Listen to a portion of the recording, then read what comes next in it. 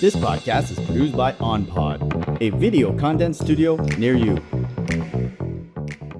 Hi, everyone. Welcome back to the podcast. Today, we're meeting Lydia. Thanks for joining us. You're welcome. I'm so happy to be here, Jeremy. So, Lydia, can you tell us, what does a truly effective workplace wellness strategy look like today in 2025? Great question. Wow. Okay. How much time do we have? I know. But that, right? No, I'm kidding. I can break it down. So let me back up first before I get into the answer to the question. Yes. So what I have found in the last couple decades that I've been working in this industry is that for the longest time until quite recently, there's been a lot of focus on what I would describe as individual intervention. Meaning that there's been a lot of focus on you, Jeremy, here's what you can do. Here's how you can be better. Let's offer you healthy snacks, maybe a gym membership, maybe some workshops on stress or different things like that, right? And it's always about you and how you can be better, which is absolutely great and definitely needed. However, you can't, I like to say sometimes things like you can't out-meditate a bad work environment, right? So even if you know all the things, how to exercise well, how to eat well, how to sleep, practicing meditation, doing all those nice things. If your work environment is such that it is causing you a lot of stress, that's not going to make a big difference, right? You still might feel very stressed in your work environment, which potentially could lead to burnout. I know we're going to talk about that a little bit later on.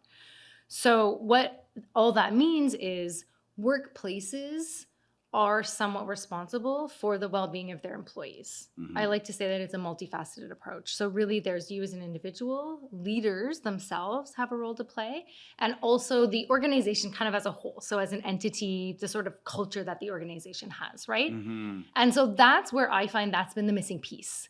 Not a lot of leaders, not a lot of organizations at the senior levels have been really focusing on kind of the internal factors that are leading people to be unwell in the work environment, right? And so really for me, what I'm seeing as, 2025 and beyond in terms of workplace strategies and interventions, it really actually looks like looking internally, looking at the risk factors. Where is the level of overwork? How is that impacting people? What does that look like? We know now, a lot of people are working flexible hours, which is great. I love flexibility. I'm all for it. Yeah. But oftentimes, and you might have experienced this with your friends or possibly yourself, where sometimes flexibility just means you end up working more because maybe you take a few little breaks here and there, but then you end up working more hours at night. Yeah. And overall, your total amount of work time is actually more than if you were, especially if you're working from home, right? If you were at the office and you leave, you do your 9 to 5 and you actually can close the laptop and walk out the door. Yeah. Right. And so sometimes flexibility and things like that can lead to more overwork, right? So it's organizations looking at that. It's organizations looking at things like communication, expectations. There's so many people that I talk to that feel obligated to check their work phones in the evenings. Yeah, which is really bad, right? When you think about it. But also, why? And it's not even that. In many cases, the workplace is dictating that they should do that. And in some cases, it is. But sometimes people feel an obligation, and they have put that obligation on their own selves because the team hasn't discussed it, right? So I'm all for having conversations around what are our communication practices. I'm doing a session tomorrow actually with the team where they'll have created a team charter, and then we're going to actually look at, well, what does this mean in practice? When we have these values, how is that reflected in how we're working, right? So really for me, workplace strategies is where, or what wellness strategies is where well-being and that concept of well-being is sort of embedded in all areas. So it's actually more operational in a sense. And it's just looking at things through a wellness lens, right? So how is the work that we do, or how is the how of how we work impacting people's well-being? And I think that's really where we're going to see some differences. I mean, if you look at the stats for burnout, like I said, they're climbing. It must be. They're climbing. Oh, like sure. from a number of years ago, it was in like, maybe lower 30s, a percentage in terms of, for some studies, in terms of people feeling burnt out. One study just this year came out 42%. All the studies across the board, no matter what percentage, some of them are in the 80s%, right? But people are increasingly feeling more stressed, more burnt out. So I see those stats and I think, well, clearly what we're doing is not working. Yeah. Right? If it was working, those numbers would be stable or decreasing.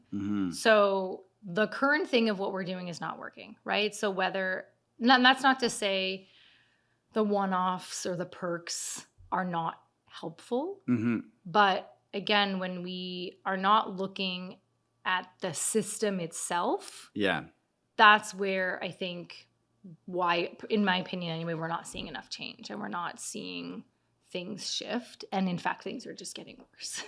Yeah, that makes a lot of sense. Like you talk about the cell phone, and that's one big thing. And I think, if a company sits down with their employees and say, okay, well, you don't have to do this, and we don't want, and I think that's going to help a lot, because a lot of people stay connected too much to work, and then work just never stops. Yeah. Right? It just never stops. I mean, it never stops for me, but I'm a freelancer, so I think it's okay. Like, and I mean, but that I'm my own boss. There's a lot of entrepreneur burnout. Like, that's there a must huge be thing that a lot of people don't talk about. Yeah. I mean, the thing is, it's really about looking at where are the areas and what are the things that are causing people to be stressed. In some cases, so I'm just going to jump to it now because it's not applicable. But when we think about burnout, for example, some of the job-related factors for burnout include things like overwork, obviously, lack of clarity, things like not feeling adequately recognized or rewarded for your work. And in some cases, in many cases, in fact, it's not actually about dollars. People don't necessarily, I mean, obviously, everybody wants to make more money. Sure. Yes. But right? at one point, but that's not always the thing. It oftentimes is people don't feel valued. They don't feel appreciated because they're not being recognized. It's not happening by their colleagues maybe or by their leaders. In some cases, how they're recognized isn't being done in a way that is meaningful to them. And so then it just rolls off them, right? And so for me, I look at this type of stuff and I'm like, this is pretty easy to fix. Like, and again, it's not going to solve all the problems, but it can help. And it doesn't have to cost and it doesn't have to be complicated, right? And so, but a lot of times it's really just about even asking the questions, right? So I always recommend to clients, like, start with an audit. Start with this. And I know a lot of times people are surveyed out, but the problems with the surveyed out thing is if you survey your employees, you better do something about it. You better take action or just don't even bother, right? So do a survey and then actually do something about it. But I'm a big fan of data, right? Like looking at the data, what is the data saying? What are people saying when you talk to them? Where are some of the pain points and how can we address that? And then, moving on from there. Yeah, no, that makes sense. If a company had no wellness program and like a very small budget, like where did they start?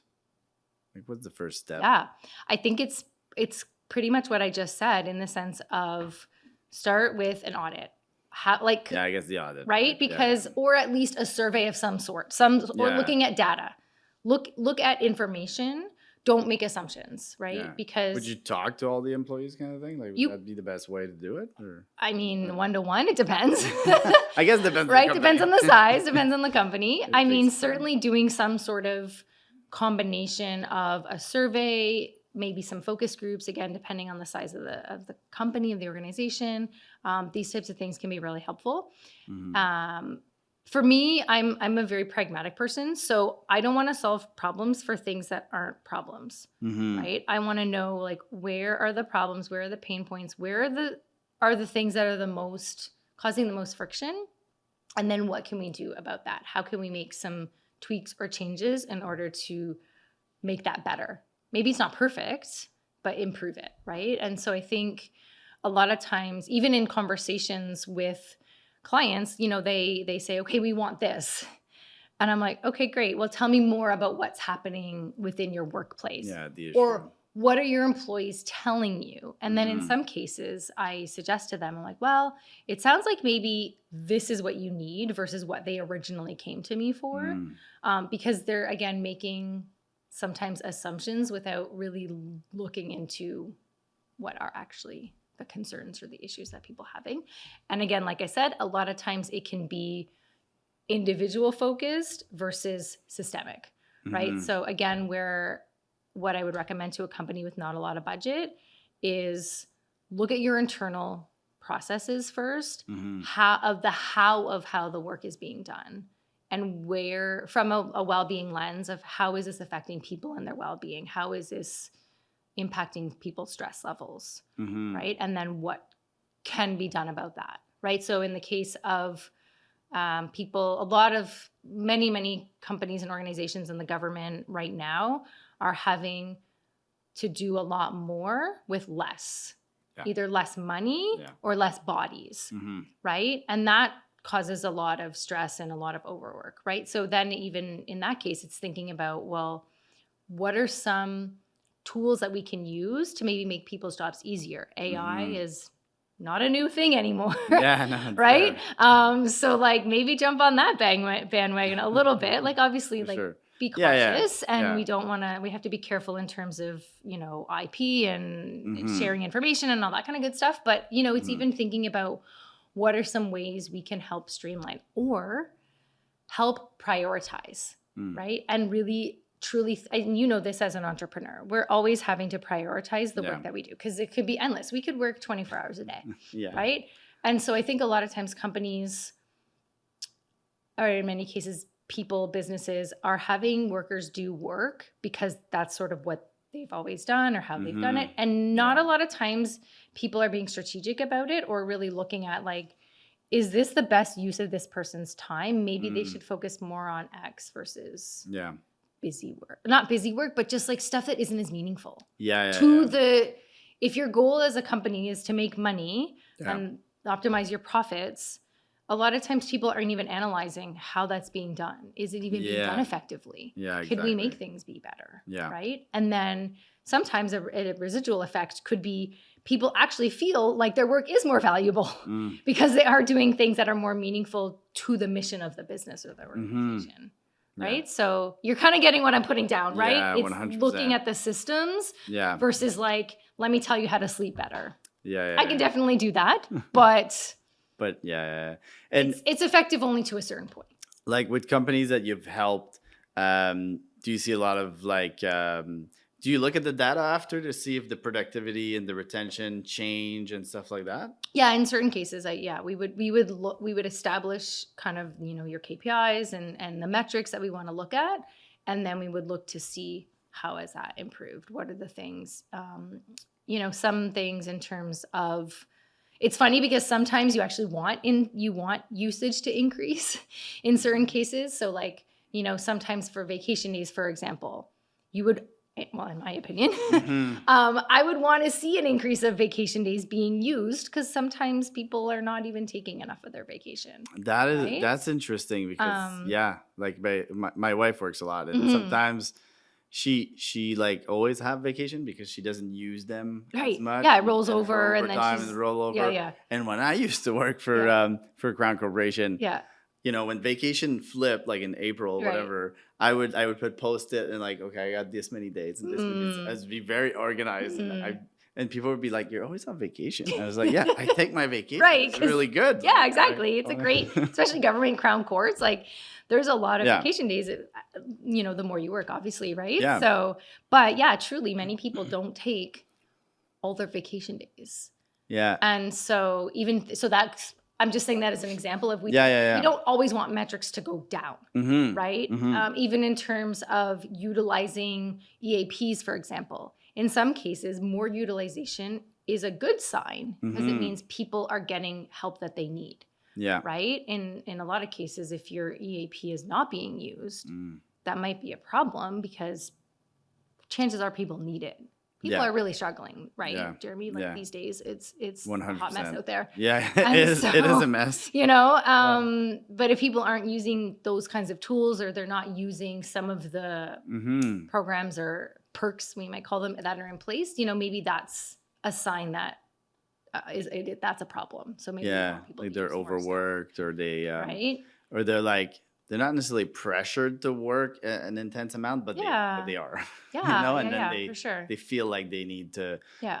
to do more Yeah. with less. And I mean, these days too, there's so many cool tech aspects, Mm-hmm. right? And so, again, of course, there's a lot of like privacy concerns and things like that. But I mean, I've heard of companies where they give their employees, like things like maybe not Apple Watch, but like a Fitbit or a Garmin or whatever other brands exist out there, Mm-hmm. some sort of like devices that can help track certain metrics. Mm-hmm. And again, I know there's a lot of privacy that those companies they try and make sure that people's data is safe. Yeah.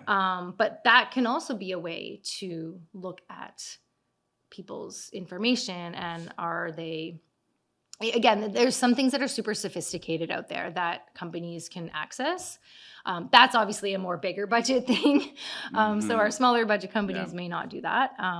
But again, there's just a lot out there, and really it would be looking at what is the impact. And also, I mean, I think you can feel it from a culture perspective too. Yeah. Right? Like people are going to be, happier. They're going to be more productive. If you look at the top companies that exist, the private companies that exist, many of them, most of them are ranked high on the surveys and stuff that track well-being in their office, right? They all have high rankings on that, and it's not a coincidence. Yeah. Right? I think there's, for some reason, and it boggles my mind, and I can't fully grasp why the connection isn't there, or people don't see the connection. A happier, healthier workforce 100% leads to a more productive workforce, which again, in most companies, when profitability is the goal, it will lead to more profitability. Yeah. But for some reason, there seems to be this, like, I don't know if leaders don't believe it, or if they don't. I don't know. I'm baffled as to why. Maybe they didn't see it. I don't know. They've never seen it. But there's study, like, it's like there's studies, there's things out there that show that this is true. And yet in so many cases, it's, when in times of cuts and things like that, like money is pulled from wellness perks or initiatives or things like that. Yeah. Again, I don't think that's always even the be all and end all in terms of people's well-being at office. But yeah, it's just, there seems to be this weird disbelief about this fact. Yeah. And it's again, if you look at other countries, right, that are from a productivity, like countries when they rank productivity, the countries, we're not very high. Canada is not a very productive country. Okay. And there are many other countries that are much more productive. Yeah. And if you look at the work cultures that they have, it's much better. They're the work cultures that aren't working super overtime hours. They're taking the 6 weeks a year of vacation. Yeah. Like, can you imagine? Oh my goodness. Right? And they're doing all these things that in our North American culture that we are not doing, yet they have better productivity overall in their country. So it's like, again, it's one of those things where it's like, guys, like, why? Yeah. What are we doing? Yeah. And I think it's like what you said was great, because, a lot of people, I think, they get into the workforce, and, it's interesting because when I worked at CBC, and like, I just wanted to work there, but I didn't know how the culture was. I didn't know anything about it, but I did the interview and I got the job and I worked there. Yeah. Right. So like, it's interesting because now, if I would go for an interview for a job, like I would want to know like who works here, like how are the people. Right. I want to work here for like a month and see, you know what I mean? Like, because like you're getting this full-time job, like you've dreamed to work this, like CBC or anywhere else, right? Yeah. But then you realize like it's the work culture is not quite there. And I think like if you've never seen a good work culture, because I've never seen one, like I've seen one now, but before, before being freelancer, I've never seen like it was an okay work culture, but it wasn't quite like fun to work there. Like you're like, oh my god, I want to go. I want to produce for this company because I feel like it's a great place. And then when I got freelance, I saw 2 companies that I was like, I would work here. Yeah. One of them was Mission Control Space Services, which is in Ottawa. It's a very small company in Ottawa, and they're like really fun. They're like a startup, but they're not a startup anymore. But they do software for rovers that will go to the moon. But it's like, it sounds like, they're just doing software, right? There are a bunch of coders and stuff like that. But the culture is like really fun people, really nice culture. I mean, they're new, they're exciting, right? And same thing for Epiphan Video that I met in Ottawa. It's just the culture and the people are really like a family, and they really seem to take care of their employees. Right. So it is nice to see. Yeah. Well, and I mean, I know you were going to ask me a question about leadership, and I think that's a good segue into that question, if I may. A lot of times who the leader is so important. Yeah. And I actually talk a lot in my work about microcultures, which is the idea that, so let's say you have it would be a bigger, like medium company, to large size company, right? Where you have different departments, right? And then you have leaders of all those departments. So as a whole, the company is one culture. But then I'm really big fan of a team and a team leader taking control and responsibility for managing the culture of their own team. That's interesting. Yeah. And part of why I'm a big fan of that is because a lot of times I have leaders come to me who do work in more like in the government or bigger places. Yeah. And they talk about how their company culture is X and it's not the greatest, or there's things that could be changed. And it can feel very overwhelming because, as we know, changing a culture, especially in a large organization, is like molasses or like even, I don't know, like frozen molasses. Like it's just not moving. It's hard. Right. It's and set so in stone. It's, what I like to focus, and a number of my sessions, I talk about focusing on what you can control, right? A big part of stress, if we think about stress for a second, comes from a number of different areas. One of them being feeling a lack of control. And so as a leader, if you can take some control and onus over your own team and your culture, and you can shape that culture to be something maybe better, right? So maybe you have a little like nucleus of a culture within the bigger culture. It's going to be, of course, impacted by some of the other elements and some of the other groups and people that you work with, but it could still be an improvement in a smaller, condensed sense. Yeah. And for me, I think that's a great way for people to feel like they can make a change, and as a leader can make a change, can make a difference, and can have an impact and create the kind of environment that they would maybe want to create, even if it is a little bit at odds with the bigger picture of the company. So I think that's something that's kind of interesting. And I do think companies need to focus more on leadership training in general, like not even related to well-being. In general, a lot of times we see, and I'm sure if, you mentioned your wife works for the government, it happens there a lot. Somebody's in a job X amount of years, and then eventually they get promoted to a manager or some sort of leadership role. Yeah. The end. Yeah. They don't get training. No. On the people management side. No, or how to lead a team. Yeah. They've done the work for a long time. They know how to be a good worker bee. And then here's a promotion. Yeah, here's some And I'm not against promotion, obviously. No, but I'm pro training. I'm pro teaching people how to be a leader, right? Yeah. And so again, like that can be an area that can have a huge impact. A lot of, I'm sure, again, you probably hear this with your friends. I hear it with my friends all the time. Yeah. People leave jobs because of their leaders. Yeah. A lot of times. Yeah. If you like the people you work with and they're good, that can be, you'll stay. Yeah. Right? It can be manageable, right? But yeah. And so I think from a well-being sense, And I've seen it in the clients that I've had where I'm talking to the team and they tell me, usually the leader's not there, so they're more open, or they're telling me on the side that, they like, usually it's the case of, or it could be the opposite, but it could be where like they had a good leader and that leader left because that person got promoted, yay for them. Yeah. And then a new person came in and all of a sudden now the work environment is not nice. Yeah. Because of that person and because of how they manage and how they lead. It can, hopefully be the opposite sometimes too. Yeah.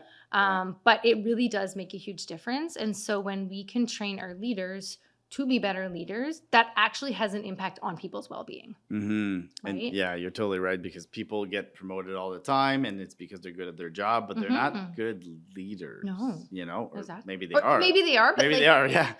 Everyone can use some development, right? Even if it's I think some people have a more innate leadership presence, but I do think it can be taught. I think the skills can be developed. But it does take some training. But it takes, and time, because like I'm looking to hire an employee. And I've had some employees in the past. Yeah. But it is very hard. Sure. Like it's hard, and I'm learning a lot of things. Like, I was told like hire somebody with the same values as you and things like that. Yeah. And the first employee I had, it was okay, and then I had a virtual assistant, and I still don't know, was I just a bad trainer? Right. Or was he not that great? Like, I'm not sure. Sure, it just didn't work out. But now it's like, how do I, set that up and get going again? Yeah, well, and that, I mean, some of that comes back to the point I was making earlier about even like job clarity or understanding your priorities from your leader. If people don't have that,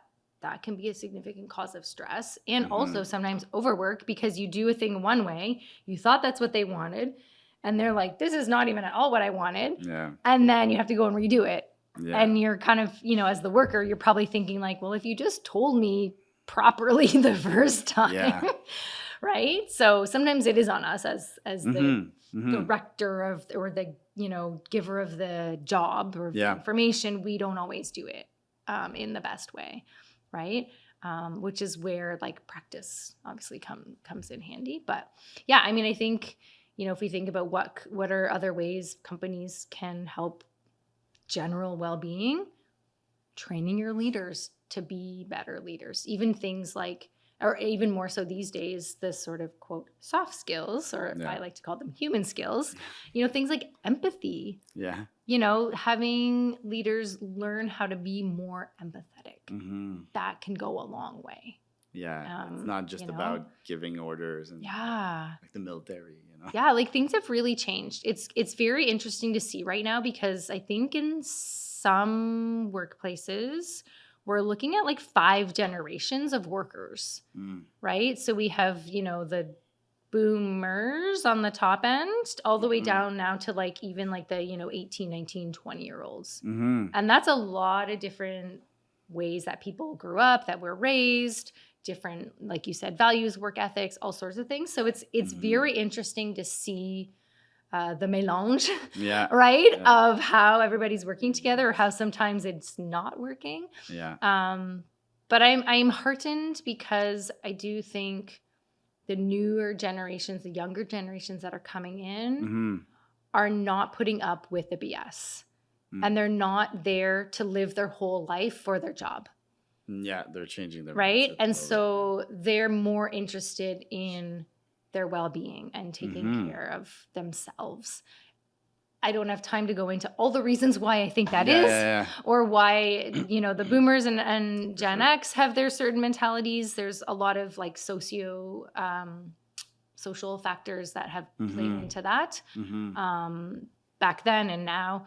But I do think hopefully that influence will be positive, and that it won't be squashed down by some of the older generation. There are a lot of great older leaders who are on board with prioritizing well-being and understanding that that is a very important piece of life, and doing a good job and being your best self, right? Yeah, and that does make sense, and people should, some companies should change for the better of their employees. On that note, we're going to wrap it up. Okay. And where can people reach you? Mainly LinkedIn? Yes. Yeah. I'm on LinkedIn, Lydia Di Francesco, and I have a website, fithealthy365.com. Perfect. My inbox is open. Happy to chat with people. And I share a lot of stuff on LinkedIn. Like I post regularly. So if people want to follow me or connect with me there, that's a great way to kind of get into my brain a little bit and see some of the things that I'm thinking and the philosophies that I'm promoting. Cool. Well, thanks for joining us. Yeah, great chat. Talk to you later. Awesome. Thanks.